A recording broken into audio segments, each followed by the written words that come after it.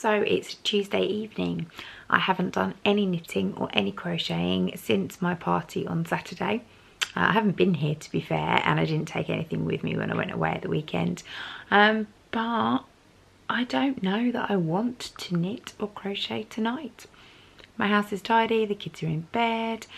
I haven't got anything that I need to be doing, but there's nothing on my YouTube for me to watch. No one's uploaded anything today, and I'm not feeling any of the projects that I'm working on. Does anyone ever get like that? I could cast something new on, but I really shouldn't, and I don't even know if I feel like doing that, to be honest. I'm in a knitting and crochet fug. This isn't good for week 2 of the weekly yarn, is it? It's official. I have lost my mojo. I actually have not had any inclination to pick up anything by way of knitting or crochet all week, which really makes for some interesting viewing, doesn't it, for the weekly yarn?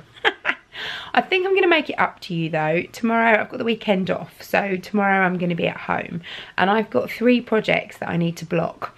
Now, I know I've talked about blocking previously in my podcasts, and actually people who've been in the studio this week and talking to me about my podcast have said, what is blocking, Claire? It's amazing actually how many people don't know what it is.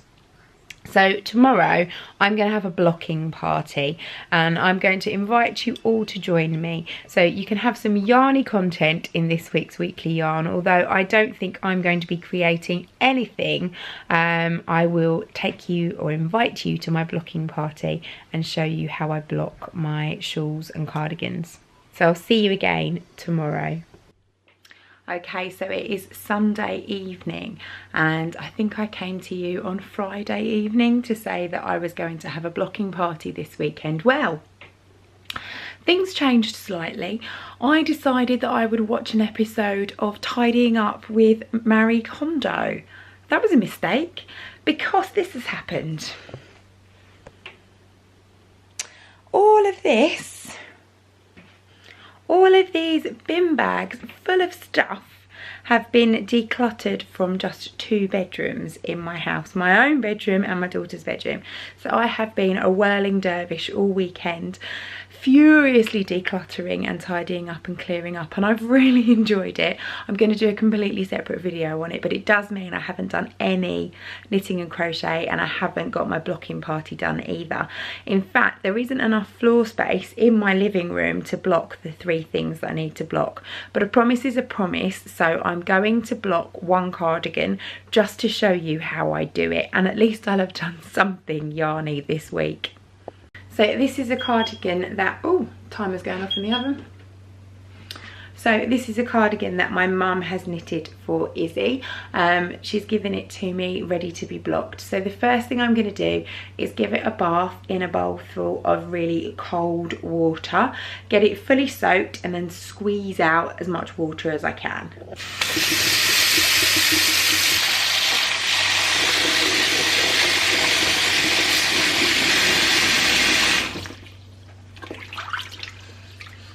You don't need to leave it to soak for very long. Well, I don't anyway.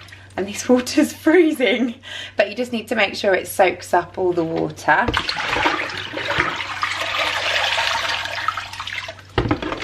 And then you can give it a squidge on the side of the bowl to get out the worst of it. Now, if you were knitting something with a really fine yarn, you couldn't do this next step the way I'm going to do it. If you were knitting it with a really fine yarn, you're going to want to squeeze out as much water as you possibly can, and then you're going to put the garment into some towels and roll it up really tightly just to try and squeeze all of the water out of it. But because this is acrylic and it's not really going to come to any harm, I'm going to put it into my washing machine on a really gentle spin, just to remove the excess water.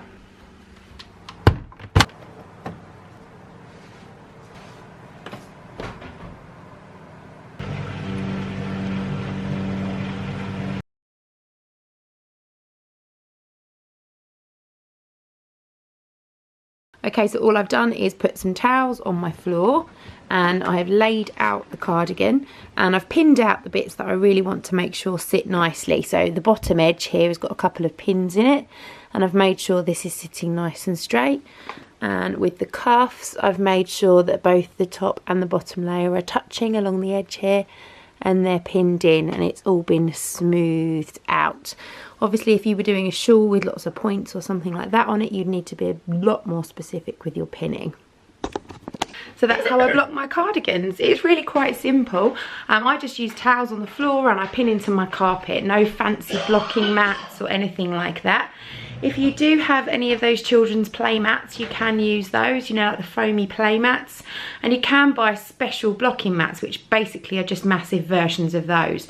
But you really don't need to spend extra money when you're not going to do stuff that often. Another top tip, if you're blocking hats, blow up a balloon and put your hat on the balloon, and then it will just shape itself. So I hope that was helpful to you. I'm sorry the weekly yarn has been a bit pants this week, but next week I can assure you, even if I don't get my knitting and crochet mojo back, I'm going to take you to the Waltham Abbey Wool Show. So that should be interesting. I'll see you again soon. Thanks for watching. Bye.